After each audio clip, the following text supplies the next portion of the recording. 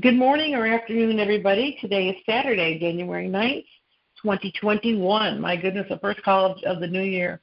Welcome to our Contract Trust Conference call. We're not accountants, tax professionals, lawyers, or currency dealers. We're not engaged in rendering legal, tax, accounting, or other professional advice. Should you require those services, you should retain competent advice from a professional in that field. Well, thank you for joining us today. My name is Carol Werelius, and I have these calls every second and fourth Saturday of the month. These calls are recorded and available on our website, www.indicatorinformation.com, iqdcalls.com, and YouTube. As we get closer and closer to our expected event, we thought this would be a good time to talk about our common law contract trust and why we think it is the best vehicle to protect your assets. We appreciate your questions. As always, *6 to raise your hand. As many of you know, and may have just heard again, my associate Jim Knox has decided to retire from the trust business. I know you join me in wishing him well in his future. You know, we are apparently so close to this RVGCR. With each day, we hear more about dates and rates, 800 numbers, etc. Most sites are stating that no one knows the actual rate or date of the RV. Same as to taxation. I've heard everything from put aside 50% taxes, so it won't be a taxable event, either federally or by the states. I have heard that Biden and Harris will put us up to 75% tax on it, so that's not good. I think putting aside at least 50% is a good idea. If it is taxed within a year, you have the money to cover it. If it's not taxed, you have a bonus. Before we start, I would like to reiterate a few things we've heard over the course of the last couple months that I think should affect most of you. Keep it quiet. A new communications monitoring system of social media posts, emails, text messages, Discord DMs, Telegram chats, phone conversations, etc. is in effect by the NSA and military intelligence. It has been reported that you need to be quiet about global currency reset and RV-related issues, especially from the time you call the 800 number and set your appointment. In order to set that appointment, you will be required to sign a non-disclosure agreement. From the time you call the 800 number through at least a 90-day NDA period following exchanges and redemption, everything you write or say about the RV GCR would be heard by the new communications monitoring system to determine if you have broke conditions of that NDA. If so, your monies can be frozen. And most of that is verbatim from Judy Byington, who, as I believe most of you know, does Restored Republic almost daily. We have read that Wells Fargo, Chase, and HSBC banks would be sending out emails with a safe link website that contained the individual 800 numbers, which you could use to set up your exchange redemption appointment. It is my belief that if you bought currency from a recognized dealer, you will get the email. If you do not receive an email, then you can find the secure website on some of the websites below, and I'll just name them. The secure website would have instructions on how to obtain your personalized coded 800 number ID for the redemption process. The Safe Link website where you're going to obtain your own 800 numbers will be on these links: Dinar Chronicles, Dinar Recaps, Mark Z, Bruce, TNT Tony, and Dinar Detectives. If any of you want those actual links, just email me and I'll send them to you. So click on the Safe website and put in the zip code in which you live or in which you wish to exchange or redeem. After you log into the Safe Link website, you will be asked some qualifying questions that tells them who you are, just like when you open a bank account. That would then generate an 800 number based on the location you put in. A unique code will be generated with the 800 number for each currency holder, and that code will be your unique ID code for your appointment. So don't share it with anybody. It is yours. Those who use a general 800 number from Intel sites would be given their unique code from the call care representative. If you have a Zim, tell them so they can direct you to the right redemption center. They want Zim redeemers in the first 4 days, which is kind of close. The redemption centers will be closed for 30 days. In addition to the 800 number, you will receive a non-disclosure agreement that you agreed to that you need to agree to and return. There will be a second NDA for you to sign at your appointment. From that point forward, you cannot discuss anything about your appointment nor the reset to anyone for 90 days. And we may and probably will send an email blast announcing that the Eagle has landed. And you know what to do after that. I know that we have discussed this in the past, but as a reminder, there are certain words and terms you cannot use or risk violating your NDA after the exchange. You cannot say redemption, exchange, global currency reset, GCR, revaluation, RV, currency exchange rates, quantum financial system, or QFS. Do not use these terms after you exchange and sign an NDA. So until the official rules of engagement are made known, we recommend setting all the intel and rumors aside, but just be ready. So all that being said, Judy, are you ready to start? I think we are, Carol. I know, as you shared with me, we're going to take a little recap call today and start from the beginning. So my first question is, what is a trust, Carol?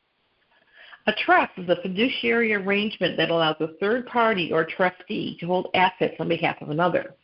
As one of my clients has put it, a trust is a contract with assets exchanged by agreement to establish estate planning. Excellent. So why establish a trust rather than continue owning currency once we exchange it in our own name and Social Security number? Well, owning anything in your own name and social leaves your assets exposed. I'm going to give you some really radical examples here, but they do make sense. Suppose after you exchange your currency, you're so excited you have a heart attack and die.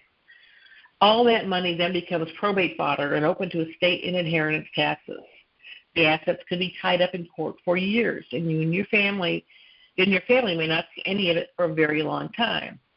Another scenario, you're in an automobile accident. Some hungry attorneys see you as the mail ticket. If your assets are owned by the trust, you died, the trust did not, you have natural succession in line because you've already appointed the successor trustee. So none of that stuff becomes an issue. On the other hand, okay, here we go again. If you exchange into a properly crafted trust and then you have an accident or heart attack on the way home, the assets remain in the trust with no probate or estate taxes. Gee, Carol, so, why do should I go to an attorney or a bank for a trust? Well, that may seem like a good option because that's typically what people do, but it's not the best option. Typically, any trust you get from an attorney or a bank will be a statutory grantor trust, the most common being a revocable living trust. And, be aware that particularly if you get the so-called skeleton trust from the bank, they will be your partners until I think you're going to have 90 days in which to switch, but they will be your partners. Keep that in mind. Okay. Carol, do you have a better option? Well, most other trusts are statutory in nature, meaning that they get their power and strength from locally, usually state, enacted laws. They are often recorded in that state or county and thus no privacy. They are sometimes required to pay a state recording fee every year, just like an LLC or corporation. A statutory trust is a privilege granted by statute and is regulated by the laws of the state in which it was created. A contract trust is actually a contract in trust format. The right to contract is guaranteed by Article 1, Section 10 of the U.S. Constitution, which is a common law contract itself. When researching the two, you won't even find the contract trust under the T section of the library, but in the B section for business trust, which is technically what this is. Okay. So, Carol, there's a lot of talk out here about all other kinds of trusts. Why is a contract trust so superior? Well, the contract trust that we employ is a creature of common law. It gets its power and benefit from the Constitution. Most states require recordation only if the trust is actually involved in commerce. This guarantees your privacy and you don't have annual recording fees. So, what is the most significant advantage of a contract trust over any other kind of trust? That's a really great question, Judy. The bottom line is quite simple. It is a matter of rights versus privilege. Why should we restrict the operation of our businesses to a territory granted by legislative privilege when it's not really necessary?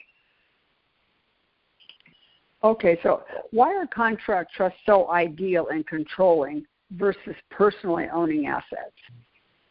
Well, the contract trust allows you to be the trustee of your own trust. You retain full management, control, and benefit of the assets of the trust. At the creation of the contract trust, you irrevocably exchange your assets, in this case your currency, into the contract trust.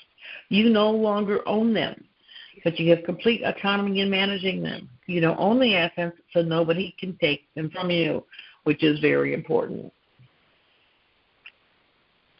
Okay. Is there is there not a conflict of interest in being your own trustee, Carol? No, it's, really, personally, what I believe, this is the foundation of this trust, is you can be your own trustee. And once you exchange your assets, you no longer own them. By the terms of the trust, you are eligible to become trustee. Again, there is no one between you and your money. So, like I said, to me, this is the foundation of this whole trust. You can be your own trustee. You've got nobody telling you what to do and nobody between you and your money. It's awesome. It's very awesome. So, Carol, what's the difference between an irrevocable and a revocable trust? A revocable trust can be changed or terminated at any time. Because of this, the IRS may invoke a clawback provision, putting your assets back into your estate where they can be added to your personal estate when you die. Very important consideration at tax time. Irrevocable means the terms of the trust cannot be changed. No one can force you to revoke the trust to pay someone else. It effectively gives you an empty pockets persona. The most significant distinctions between revocable and irrevocable trust are the estate tax considerations.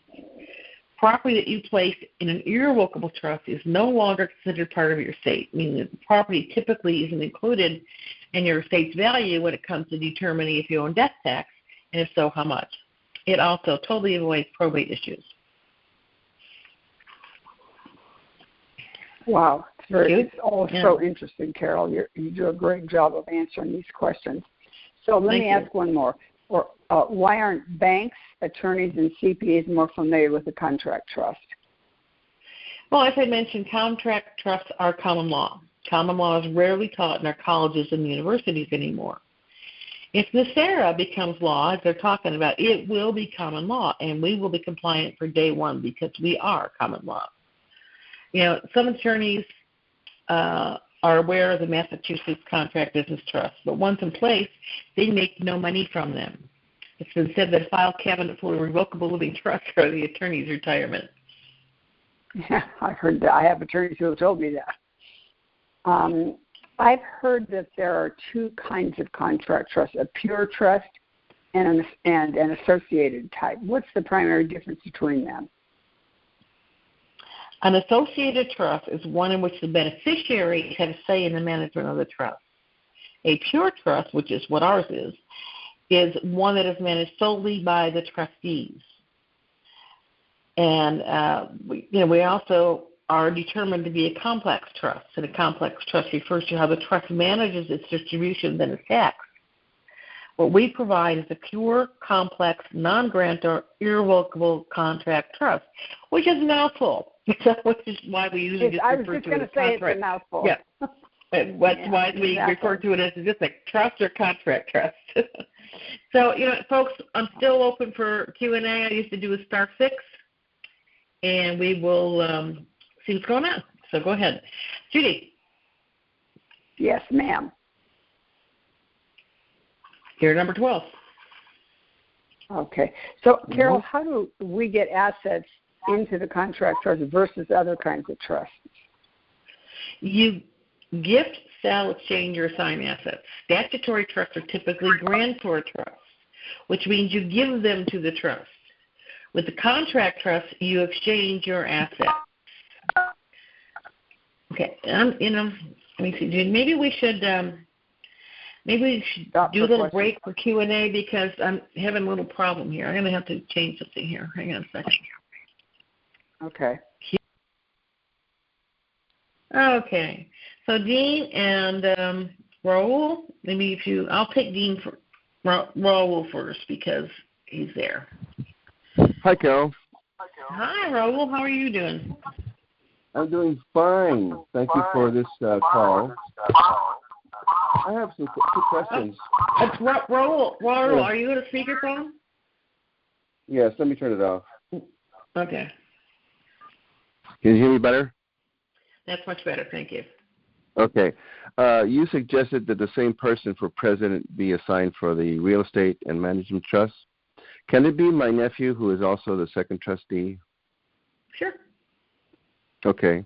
The second question is I have a second question. Under the new tab, I only see minutes, documents, and addresses. Which subtitles do I click for the assignment of president? Because I'm looking for specific words that would lead me to that. But when I click on all these tabs under the new tab, I don't know where the assignment of president would be. Well, I don't know if Jim put that in there or not. And why don't you just drop me an email and I'll send you the verbiage. Okay, that sounds good. I'll do that. And Thank you, Carol. Appreciate it. Happy New Year. Thank you, Raul. Same to you. Thank you. Bye-bye. Okay. Bye. Dean, you're up. Well, thank you, Carol. You sent me that information on my mailbox, and I just had the wrong telephone number. Everything was okay, but thanks a lot for that telephone number. I appreciate it. No problem. No problem whatsoever. Anything else? We're still when we got our trust bank account, we're still using the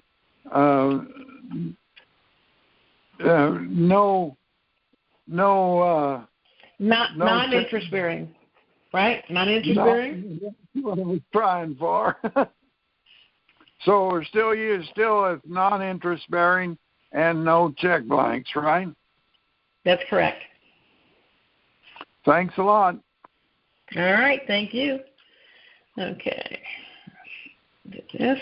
Okay, Judy, we're at number 13. Judy? Okay, where did Judy go? Hang on, guys. I got to find her again. Judy, you got muted. I'm sorry. That's okay. So my question, Carol, is what do we receive in the exchange process? Well, you exchange your assets, in this case your currency, with the curator, who then puts them into the trust and gives you $21 as evidence of the exchange in 100 trust certificate units. The certificate units are your private property, and they give you a right to distribution should there be one. And the certificates become null and void upon your death, so they do not go into your estate. Okay.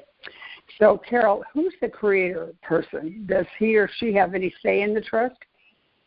Absolutely not, Judy. And people sort of stumble on this all the time. The curator has two jobs. One, to effect the initial exchange, and the second, to appoint a suitable adult as trustee. You have given up the ownership of the assets, so you are eligible to be trustee. We feel that if you were the one to accumulate those assets to begin with, who better to become trustee of them? So, Carol, can I be the only trustee, or must there be more than one? The trust must have at least one trustee, but may have more. Typically, when a married couple creates a trust, both spouses become trustees. Sometimes an older person may wish to appoint an adult child as second trustee, but that's all up to that person. Okay. So, I'm getting a little sore throat. Thank you. Sorry. What occurs to the contract trust when both trustees pass away, assuming you're married? The contract trust is born to live. Well, unfortunately, you will pass sooner or later. When we prepare your trust, we ask that you name at least one successor trustee who will then take over when you die. No probate, no inheritance, estate taxes, and no attorneys. And, folks, this is so important that we will not do a trust for you unless you name a successor trustee. Because if you have a trust without a successor, it's absolutely useless. It ends up going to court. So it's very important to name a successor trustee, and you can change that person anytime. What? Okay. Okay. So can a successor trustee be changed due to unforeseen circumstance? Yeah, and as I mentioned, you can change it any time for any reason. Let's say you have named your son as your successor trustee, and unfortunately something happens to your son. He's just not going to be available for you. So you name somebody else as successor trustee, and you can do that for whatever reason. If you name your grandchild and you find out your grandchild is doing drugs, you don't want him to be your successor trustee, so you name somebody else. And we can also add a bloodline succession clause if you desire. So in other words, if you did appoint your son as successor trustee, he cannot then appoint his wife because she is not part of your bloodline. He can appoint his kids if they're old enough, but it stays within your bloodline, and we suggest that it is validated by DNA test. Oh, wow. Okay. Wow, that's interesting. So how do you enjoy the benefits of taking money out of a contract trust or use these funds and income with the least amount of personal taxation? Well, there's actually several ways to get money out of your trust. For big-ticket items like new cars, we suggest borrowing from the trust, which is not a taxable event. You can take a salary or a draw, which actually I do suggest. I'm planning on doing that myself. This will be taxed, however, as 1040 or 1099 income according to our current tax structure, and that may change. The trust can pay expenses. I mean, not just typical items like telephone, internet, or car expenses, but medical, insurance, reimbursements as well. And don't forget business trips and investments. Be sure to look at some property, pick up brochures and business cards on that next trip to the Caribbean. For instance, you could visit a foreign destination, pick up brochures, business cards, etc., and have the trust pay for it. Trust can pay for most of it. I mean, I would not suggest it pays for, a new wardrobe to go down there, but it can pay for all legitimate business expenses. Your mother-lode trusts can also fund subsequent trusts. For instance, you may want to purchase that $1 million waterfront home you've had your eye on. Your mother-lode trust can create and fund a real estate trust which you'll purchase and own that home. We suggest funding it with enough for future needs, not just the $1 million for the house, but everything else you're going to need, like maintenance, insurance, homeowner fees, property taxes, remodeling, et cetera, landscaping, the whole 9 yards. So make sure you put enough money in that trust to start with. Put enough money in that trust not only for the specific purchase, but for future expenses. Exactly. So if you're looking at $1 million house, put $1.5 million in that trust. Put $2 million in it.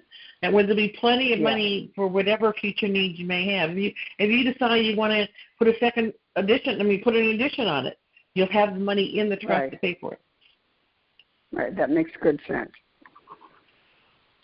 Should I put you just answered this about putting the house in the car and boat. Everything should go into a trust. Yes. Everything should go into the trust because all those items have potential liability. Putting them into your mother-in-law trust with all the assets, including your money, of the trust at risk. So we suggest separate trusts for each house, car, boat, motorhome, etc. And that sounds like a lot, but it just isolates everything, and that's the cleanest way to do it. And it's really easy because it's not something you're going to be doing something in every month. It's like you pay the taxes once a year or expenses. I know it sounds kind of daunting, but when you get it all laid out, it really isn't. It's really very easy. Yes. So can a contract trust be legally domiciled in a tax-free state like Wyoming? And if so, could you explain why? Well, corporations, trusts, and LLCs have often been domiciled in a tax business-friendly state. It has been common practice for many years. We like Wyoming as there's no state income tax and no requirement to register a contract trust. But we can also refer you to mailboxes in Washington or Florida.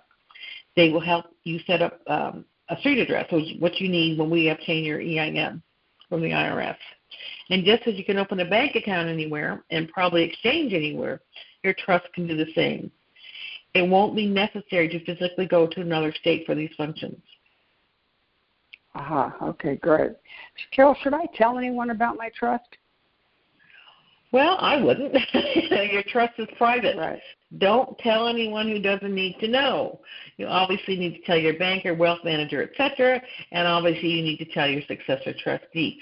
Do not tell anyone where the money came from, and this is very, very important, folks. It goes back to the whole NDA thing. Okay.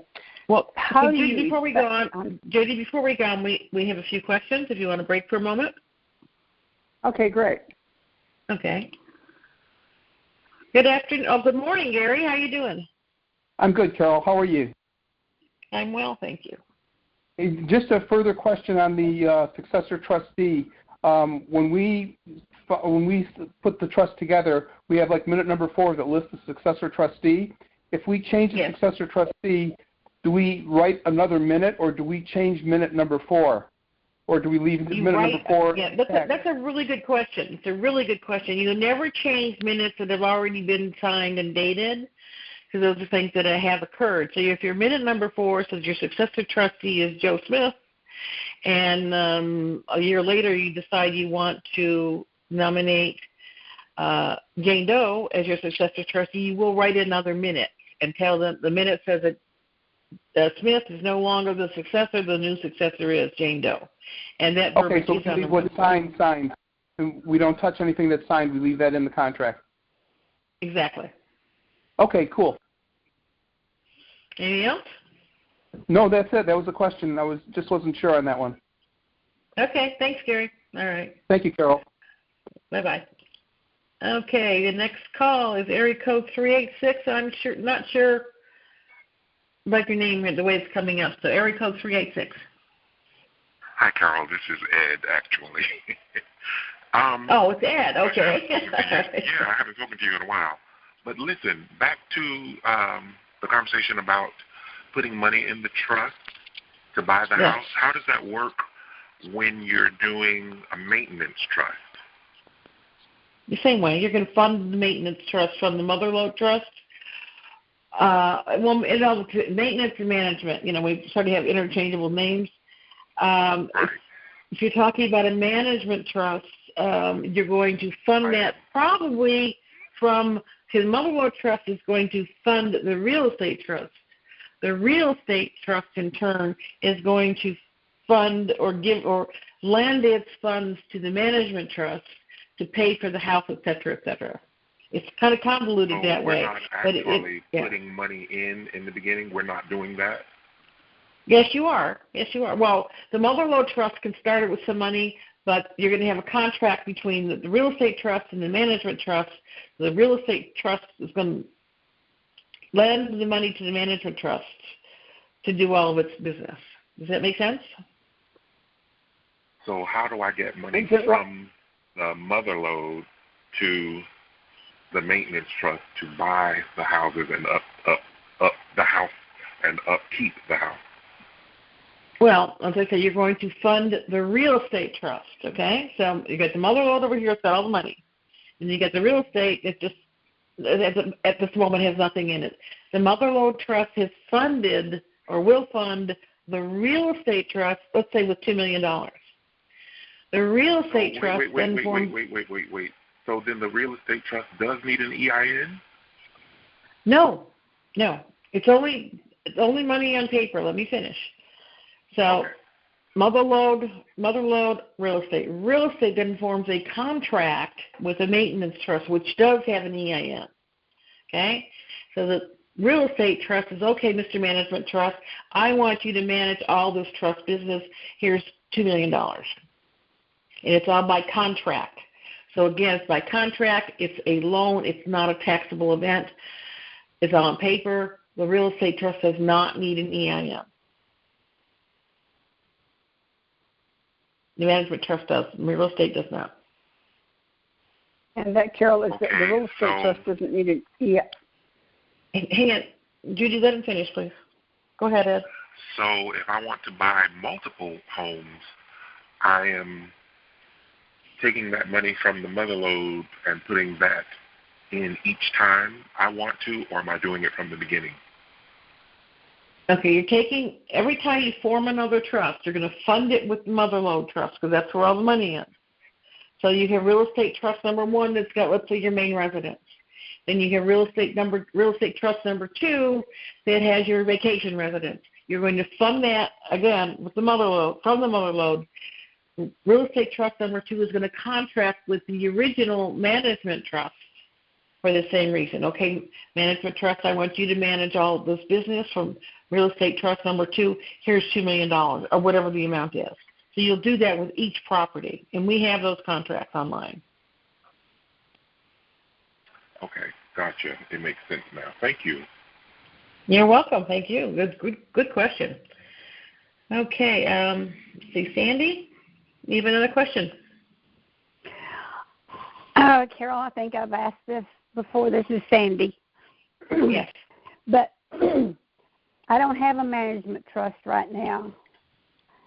So if we are, and I'm not sure I'm going to be able to afford one before we go to the bank. That's okay. So what do I do if I go there and I have my mother lode, but I don't have a management trust started? Is that going to be a taxable event to me? No. Funding another trust is never a taxable event. Your mother lode trust can form a new trust the very next day or can form it 10 years down the road. It's not a taxable event because you're simply, once again, the mother, it's not you this time. The mother lode trust is exchanging its assets into the new trust. The mother lode trust is the one that gets the certificates, not you, because the mother lode is the one that put the money in. Oh, okay. You can do that at any time, and it's never a taxable event. Oh, okay. All right. Great. And, let's just say we RV, God, I hope you're ready this. I hope we RV this week. And you decide, okay, this is house I've had my eye on. I got the money. I want to buy the house. But, geez, I don't have my real estate trust yet. And Carol's off for 2 weeks because we just RV'd. You're going to purchase the house in the name of your name and or assigns.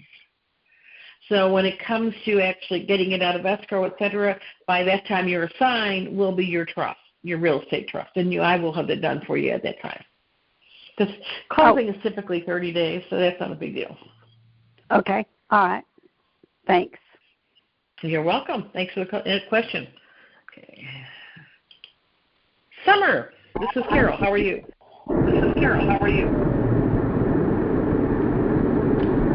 Summer? Hello, Carol. Hello, I can barely hear you. Oh.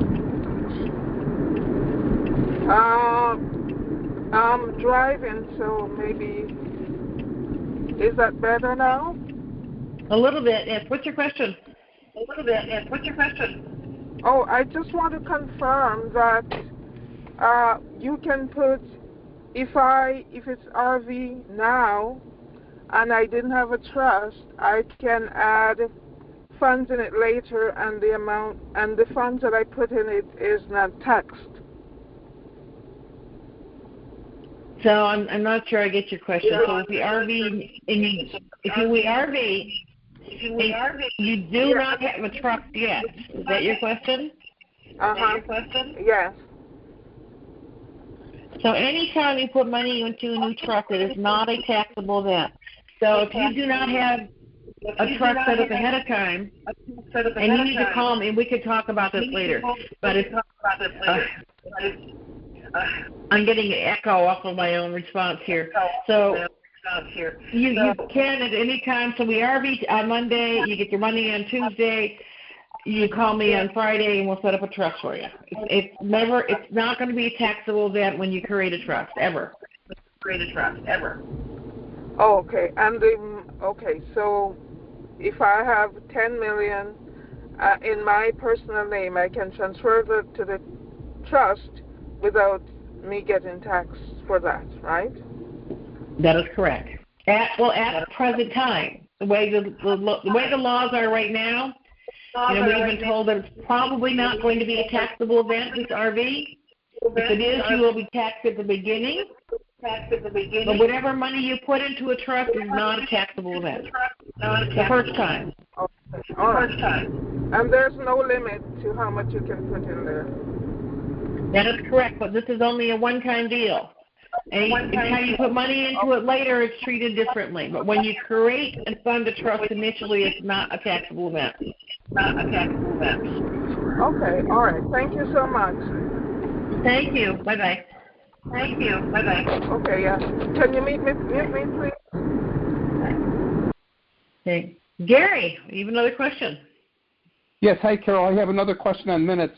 In June this year, I wrote a minute saying that at the regular meeting of the Board of Trustees, it was noted that the trustees purchased an additional amount of Vietnamese dong, and I signed it and everything, dated it. Now, for the end of the year, do I have to write an end of the year minute also? Yeah. Yes. You need to at the end of you need to either write minutes, periodically. Like you just said, you did this in June. So yes. December rolls around or has rolled around.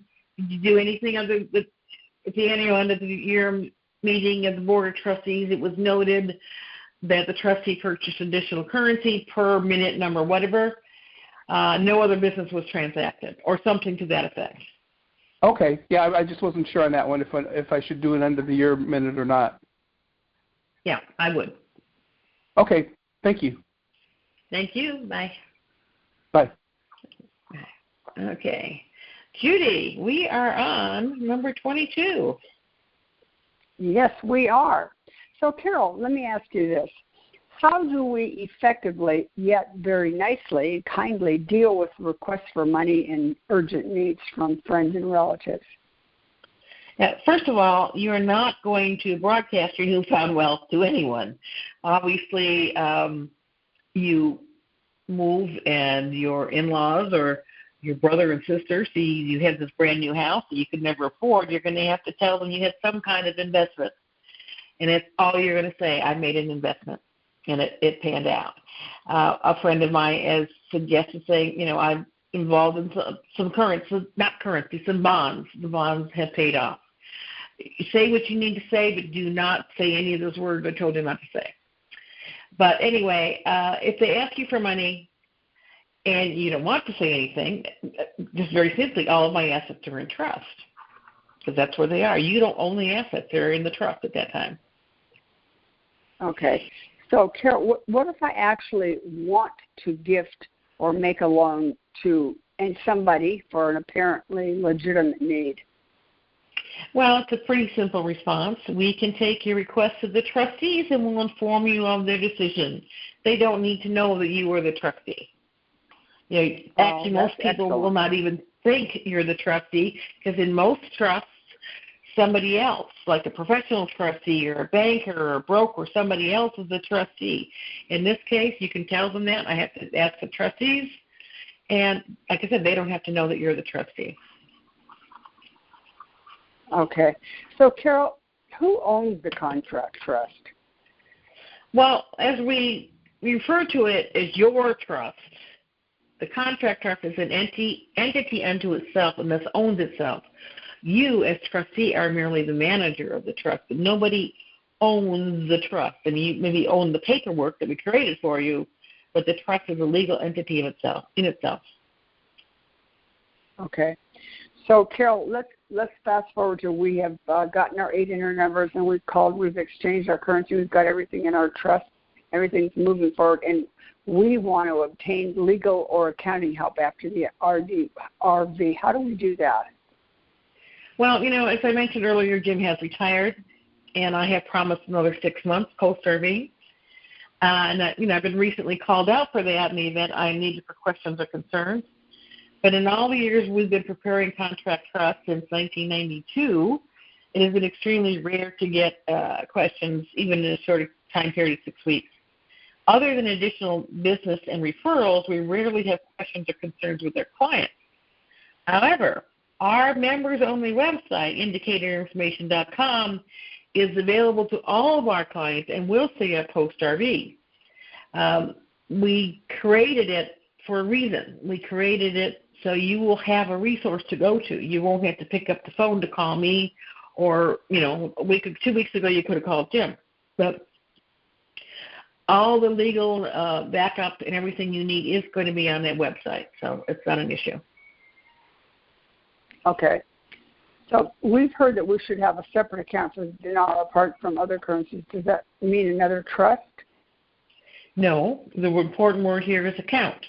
One contract trust can own several bank accounts, so the answer would be no. However, you could have additional trusts if you feel you want to set it up that way. The trust can have as many bank accounts in as many banks and locations as you feel appropriate. Personally, I will have my mother-in-law trust accounts at several different banks. Okay. Would you put all of your currency, exchange all of your currencies into the mother-in-law account? Yeah, initially. Yeah, absolutely. Okay. Okay, cool. That's great. What other estate planning services do you provide, Carol? Well, Judy, I think we should take a break. We've got one little question here, and then we will finish up with that. So, if you're ready, okay. McKinney, Texas, and I don't know who this is. Hi, Carol. Can you hear me okay? This is Todd from McKinney. Hi, Todd. I can hear you well. Thank you. Oh, great. I'm glad you're doing well. It's been a wealth of information. I appreciate you considering on. I wanted to ask, when you're trying to keep a low profile on things and you're shielding your situation with these trusts, probably my question is a little more than just one question, actually. First thing that comes to mind is when you're banking at the various banks with trusts, do you want to completely vacate your name from any banking at that bank and only use your trust name in case something were to happen? You wouldn't want your name to get out there associated with the relationship. Do you know what I mean? Because when you open accounts, generally you'll have okay. If the trust will be the owner of the account, but if you want access to that account, they're going to need to know your name and your social. It's just the way banks are. It's know your client. One of the things we discussed a few months ago, and Raul brought up earlier, is if you're trying to keep a very low profile and you're looking at buying property, you don't want to buy this property under your own name. Certainly, you're going to use your trust name, but you still don't even want to be the one to sign it as trustee.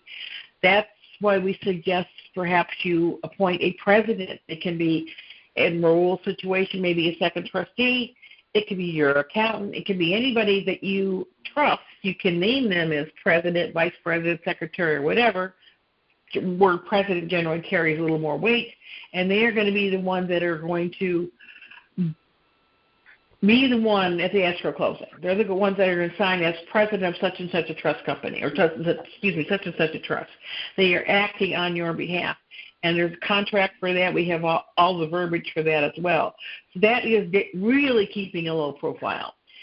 If you're looking, let's say a lot of us are going to be looking at very expensive houses. So you don't want to put your name on that house anywhere. So granted, the house will be titled in the name of the trust, but some states, some recording areas require your name as well. So that's where, this president person is going to come in and sign on your behalf. So let's say you move into a new neighborhood, and people are wondering, who the hell is this next to me? And they look it up on county records. They're not going to see your name. They're going to see the name of the president. So it looks like tell them you're renting the house, whatever, if anybody asks, because you don't have to have your name associated with anything if they use that method. That's the key to the game, trying to keep a low profile, because as soon as somebody does try to investigate you, you never know who has privilege to some of the access information and maybe discloses some things. You know what I mean? Exactly. Yeah. So the fewer things your name is on, the better. Obviously, with your banking, you're not going to be banking at the retail level like we do now. You're going to be doing your banking privately with either a wealth manager, a private banker, somebody assigned from the bank, and they are going to handle most of your transactions. You're not going to have a checkbook for your mother-in-law trust. You're going to make all those all those, like funding other trusts, et cetera, that's all going to be probably through your banking relationship. Okay, I want to take $2 million out of my Muller Road Trust and I want to put it into ABC Management Trust or ABC Real Estate Trust. They will take care of all that for you. You will not have to have I suggest you do not have a checking account or a debit card for that account. And then when you close, another person will step in to make the closing paperwork on your behalf? Yes. Or actually, not your behalf, but on behalf of the trust, because you don't own anything anyway. Yeah, exactly. Well, whereabouts on the website? Because that website is very, very intuitive. I understand it's got a lot of tabs, but could you just, before I hang up with this question, kind of point me into what tab I would find additional details in that regard? Yeah, well, Raul asked that question earlier, and apparently Jim has not put that verbiage or that minute on the website. I will speak with him, and I'll have him do that for me so we can get that taken care of. At this moment, it will probably be under the new tab when he does it. Okay, great. Thanks a lot, Carol. Thank you. You take care. Okay. Thank you. Do we have any other questions? Nobody else with any questions? My goodness. Okay. All right, Judy, why don't we go ahead here? I was going to ask you, what other estate planning services does your company provide? Yeah. Well, as I mentioned, we do all these other trusts. We do management trusts. We do real estate trusts, automobile trusts, boat trusts, whatever it is you want to have and do not want to own in your own name. We can do a trust for it. We also offer the triple play, which consists of a pour over will that simply says that anything you own personally at the time of your death pours over into the trust that you name. We also include a durable power of attorney for health care and a durable power of attorney. And many people refer to the combination of these two as a living will. The triple play is reasonably priced at $275 for a single and $350 for a couple. And we have another question. Yay, we love questions. Yay. Yeah. Hey, Merle, how are you? Hey, Carol, good. Just got a question about the site. When I try to go to the site, it says the site is not, let's see, your request cannot be accepted. And when I go to the one that is for, 3I Trust, it says that one is invalid. Is it just me? I tried 3 or 4 different browsers, but I can't seem to get on the site. So you're going to indicatorinformation.com and you're using the login and password that you were assigned? It doesn't even come up to the login and password. The only thing it says is, sorry, your request cannot be accepted. That sounds like a browser problem. It really does. But anyway, why don't you send me an email and I'll ask Jim to check it out. Yeah, I tried 3 different types of browsers, and that still comes up with the same thing. But, okay, I'll send you an email. Okay. Okay, thanks, Merle. Thank you. So, obviously, folks, Jim is retired from actually doing the business. He's not taking any phone calls, but he will, he's available to help me from time to time as I need it. So I will ask him a few of these questions and maybe get some of that stuff taken care of.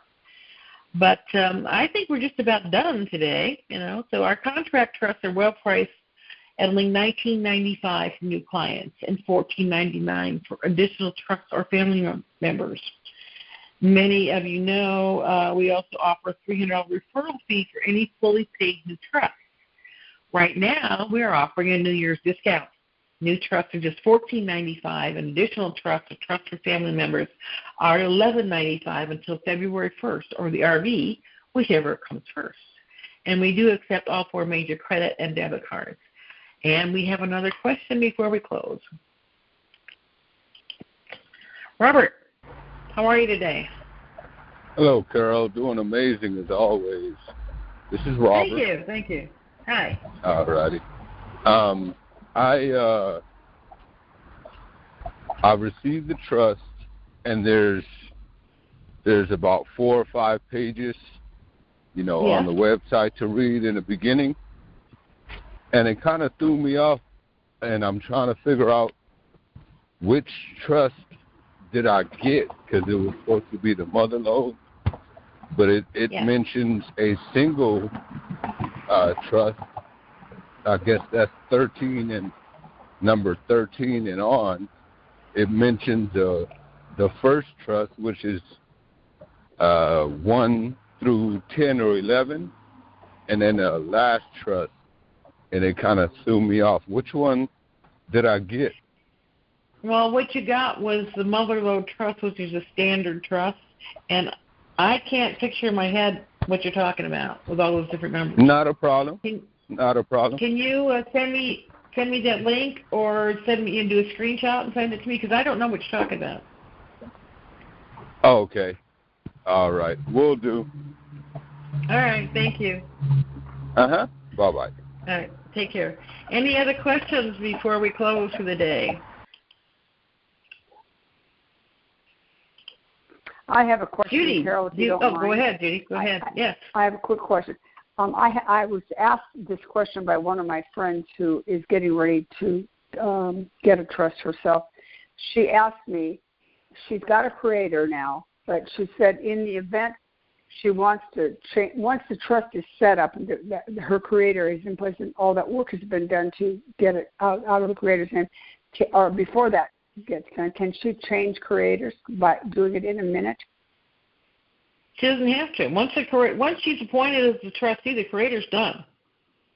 No, but creator can die the next day. Her question was, if she doesn't get it done, can she change creators before she goes to get it notarized and get it set up? Oh, well, before we create the trust for her, yes, we can change the person at any time. But let's say she gets a trust next week, and we get it all done and shipped out to her, and then she calls me 2 weeks later and says, Carol, I want to change the creator. That's a whole different deal, because we have to reprint a lot of it. But that's what she's asking. I could do it, but I'd have to charge her for it. I don't know how much. It wouldn't be much, because it does create quite a bit of work to change the creator. Okay. That was the question. Okay. Okay, great. I'll tell her that. Okay, great. Thank you, Carol, very much. You're welcome. Anybody else have any questions today? Well, Judy, we did it. It's been, as I was speaking earlier, I've not done a call without Jim since probably mid-2018, so it's a little different. We've gone back to our older format. Jim, God bless him, was very, very helpful. And like to interject a lot of things on a personal note, which I know a lot of people really enjoyed. If any of you have any comments about how we conduct these calls now, let me know. If you want to go do something more Q&A throughout the whole thing, more just having me talk and ramble, which I can do, let me know. But, I'm here to help. So anyway, most of you are aware that I do work from home, and other people that I will soon be employing will be working from home. That does not mean that I'm available 24/7. I understand that many new people listen to these calls that are posted on RQD calls on YouTube and are not aware of that. So this is mainly for them, because most of you guys are really good that way. But we have gotten calls as early as 6:30 in the morning or 11 at night. And let's face it, it's just plain rude in anybody's mind. So please don't call outside of normal business hours. The call-in numbers for these trust conference calls is 609-663-5453 with no code necessary. Thank you again for all of your time and attention. My name is Carol Werelius. The best way to reach me is by email, info@indicatorinformation.com. My numbers are 425-820-8090 and 877-333-5018. I am currently in Florida on Eastern Time, and I will be here through about the first week in February. So Happy New Year, everybody, and let's face it, 2021 has got to be better than 2020. Have a great day, everybody, and thank you so much for participating. I appreciate it. Thank you a lot, Judy. Appreciate your help. You're welcome, Carol. Thank you, everybody. Happy New Year. Bye-bye. Bye-bye.